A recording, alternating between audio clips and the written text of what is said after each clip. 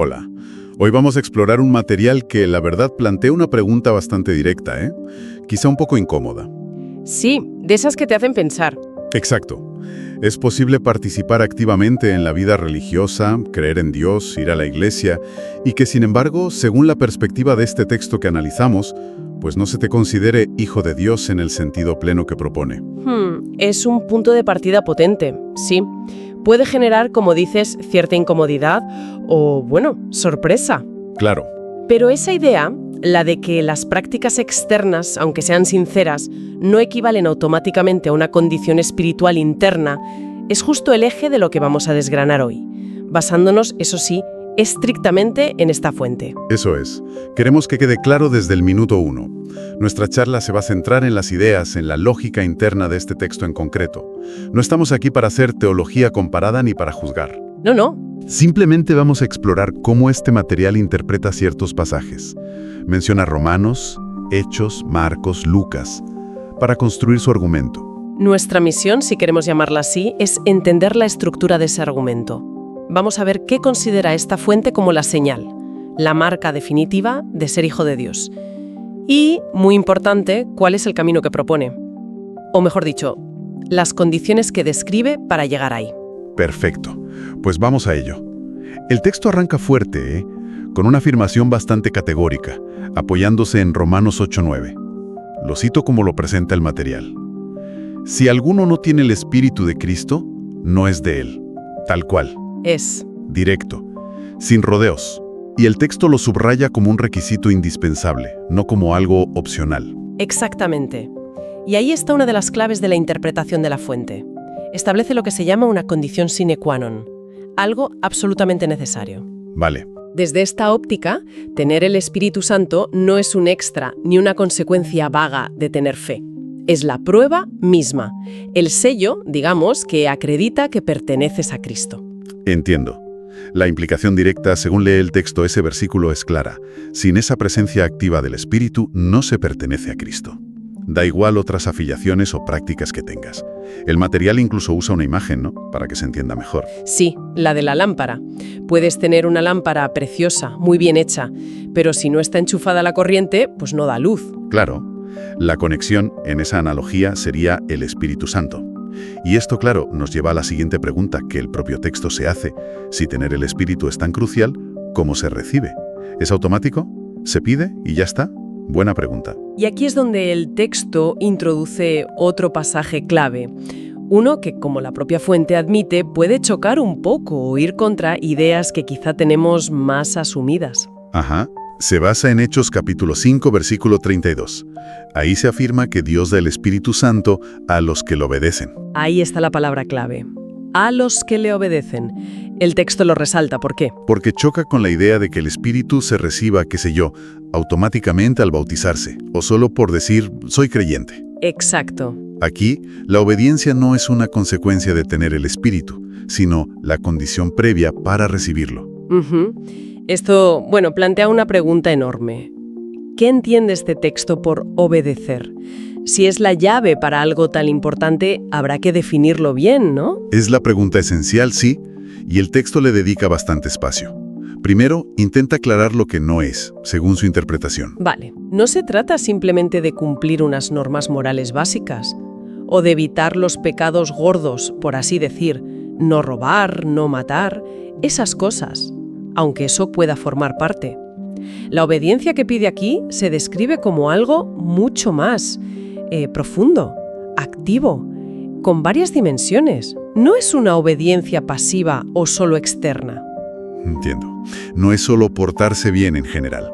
Entonces, ¿cómo define el texto esa obediencia activa que, según lee Hechos 5:32, es la condición para recibir el Espíritu Santo? Parece que se basa en mandatos de Jesús de los Evangelios. Así es. El texto agrupa varios componentes bajo ese paraguas de la obediencia. El punto de partida lo saca de Marcos 1:15. Es un mandato doble. Arrepentíos y creed en el Evangelio. Esos son los cimientos. Vale, analicemos esos dos pilares según la fuente. Arrepentíos. ¿Cómo lo interpreta el texto? Es sentir pena por los errores pasados. No exactamente, o no solo eso. La interpretación que da el texto va más allá de un simple remordimiento que puede ser pasajero. Lo describe como un cambio fundamental de mentalidad. La palabra griega es metanoia. Ajá. Es una reorientación consciente, voluntaria, de la vida. Implica reconocer que tu camino iba mal o lejos de Dios y tomar la decisión activa de dar media vuelta. Cambiar de dirección vital, un giro de 180 grados, vamos, no un pequeño ajuste, ¿vale? Un cambio de dirección deliberado, potente. Y el segundo pilar, creed en el Evangelio. ¿Qué significa creer aquí, en este contexto concreto del texto? Pues el texto lo define como una confianza activa, una aceptación real de la buena noticia central del cristianismo. O sea, Que la muerte y resurrección de Jesucristo son el único medio que Dios ha provisto para el perdón, para reconciliarse con Él, para la vida eterna. No es solo asentir con la cabeza una doctrina, es poner tu confianza personal en esa verdad como base para tu salvación. Una fe que implica depender de esa obra de Cristo. entendido. Arrepentimiento como cambio de rumbo y fe como confianza activa en el mensaje. Esos serían los primeros pasos de la obediencia que describe. Pero intuyo del texto no se queda ahí, ¿verdad? Menciona más cosas. Correcto. El texto argumenta que la obediencia que se requiere va más allá de ese acto inicial, de esa conversión. Se apoya en otro pasaje, de Lucas 9:23. Jesús dice, si alguno quiere venir en pos de mí, niéguese a sí mismo, tome su cruz cada día y sígame. Aquí ya mete una dimensión de compromiso continuo. Y costosa. Niéguese a sí mismo. Uf, suena radical. ¿Cómo lo interpreta la fuente? Autocastigo, flagelación, no como autoflagelación, sino como una renuncia activa, consciente, a la propia voluntad, al egoísmo, al orgullo, cuando chocan con la voluntad de Dios tal como se entienden sus enseñanzas. Vale. Es una lucha interna contra el yo como centro de todo, para reorientar la vida hacia Dios y sus planes. Implica decir no a tus propios deseos, a tus impulsos, cuando van en contra de lo que entiendes que es el camino de Dios. Es reorientar la voluntad, básicamente. Comprendo. No es anularse, sino reorientar la voluntad. Tiene sentido. Y luego está lo de tome su cruz cada día. La cruz es un símbolo. Bueno, muy fuerte. ¿Qué implica llevarla cada día, según este texto? El texto lo interpreta como aceptar voluntariamente y a diario el coste que tiene seguir a Jesús de forma coherente. A ver, en el contexto original, la cruz era pues un instrumento de tortura, de ejecución, símbolo de rendición total, de sufrimiento. Claro. Aplicado aquí, el texto sugiere que seguir a Jesús implica estar dispuesto a pasar por dificultades, a renunciar a cosas personales, a incomprensión social, a sacrificios, incluso a persecución por tu fe. Y lo de cada día subraya que no es un compromiso de un día, es una actitud constante, una disposición que se renueva cada mañana para pagar el precio de ser discípulo. O sea, una disposición a la renuncia, al sacrificio, como algo normal en el seguimiento, no como algo excepcional. Eso parece indicar. Vemos que la obediencia se va perfilando como algo bastante exigente. Cambio de mentalidad, fe activa, renuncia al ego, aceptar el coste diario. ¿Hay algo más? ¿Considera el texto algún elemento más como parte de esta obediencia necesaria? Sí, añade una dimensión más.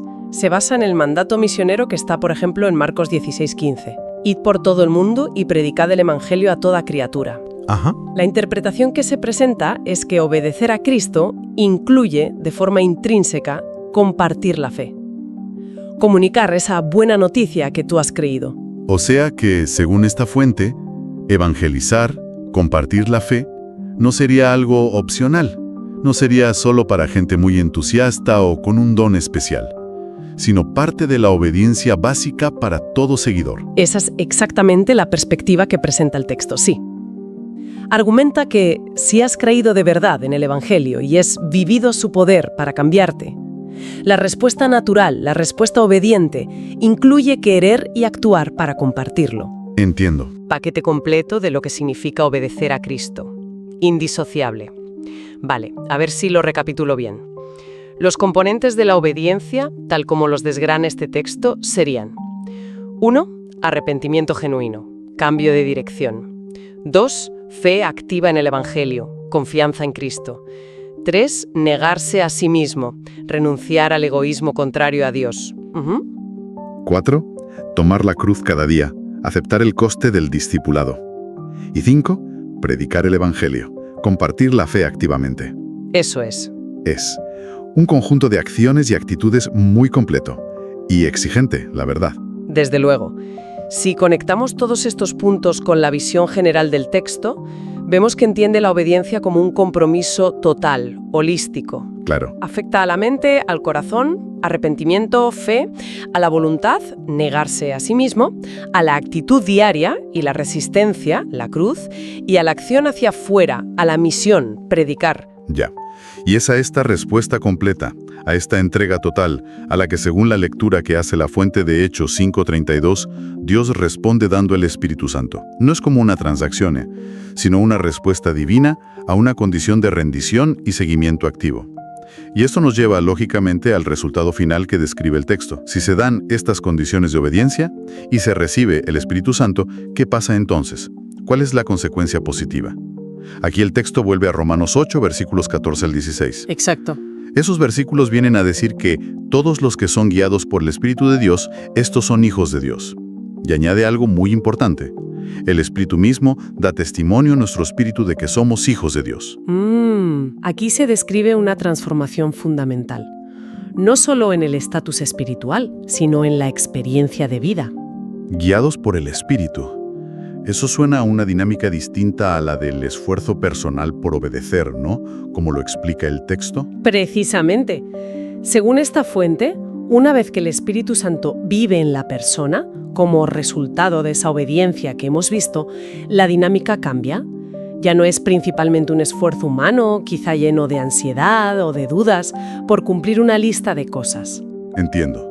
Se pasa a una relación viva, activa, en la que el Espíritu Santo toma la iniciativa, guía, enseña, consuela, corrige, capacita desde dentro. La vida cristiana se convierte en una colaboración. El creyente aprende a escuchar y a seguir la dirección del Espíritu. Y el segundo punto clave de esos versículos de Romanos, el testimonio interior. ¿Qué significa eso según el texto? Es una sensación, una voz interior. El texto lo describe más bien como una convicción profunda, interna, una certeza espiritual que el propio Espíritu Santo genera en el corazón del creyente. Le confirma su identidad como hijo de Dios. ¿Vale? No tiene por qué ser una experiencia emocional espectacular ni una voz audible, aunque podría incluir sentimientos de paz o cercanía a Dios. Es más bien una seguridad fundamental, un saber interno que va más allá de las dudas o las circunstancias de fuera.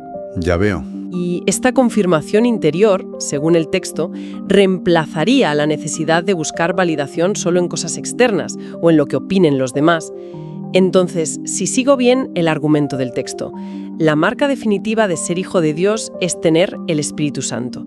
Este Espíritu se recibe al obedecer los mandatos de Cristo de forma integral: arrepentimiento, fe, negación, cruz diaria, compartir la fe. Y una vez recibido, el Espíritu guía la vida y da una certeza interna de esa filiación. Sería un buen resumen del hilo conductor. Sí, creo que eso captura bien la secuencia lógica que presenta este material.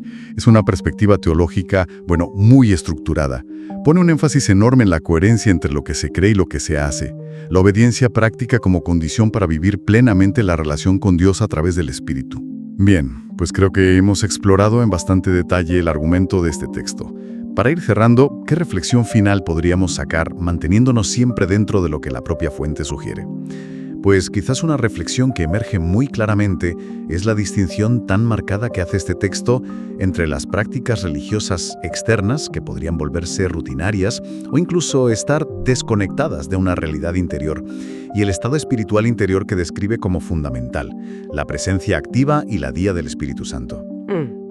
El análisis nos invita a pensar dónde pone el acento esta perspectiva concreta, en los actos visibles como un fin en sí mismos o en esa presencia interior del Espíritu. Y, muy importante, recordar que, según este texto, esa presencia interior está condicionada por esa respuesta activa y multifacética de obediencia que hemos detallado. Claro. Plantea una relación muy fuerte entre la acción humana, la obediencia y la respuesta divina, el don del Espíritu. Es algo para darle vueltas. Una reflexión potente, sí, que surge directamente de la lógica interna del material que hemos visto. Y bueno, para quienes este enfoque les haya generado interés en seguir profundizando, el propio texto, según comentabas, abre una puerta a una cuestión práctica que viene después, ¿no? Sí, así es. Si uno es guiado por el Espíritu, ¿cómo se nota eso en el día a día? ¿Cómo se discierne esa guía en las decisiones cotidianas? Ese podría ser quizá tema para otra exploración futura.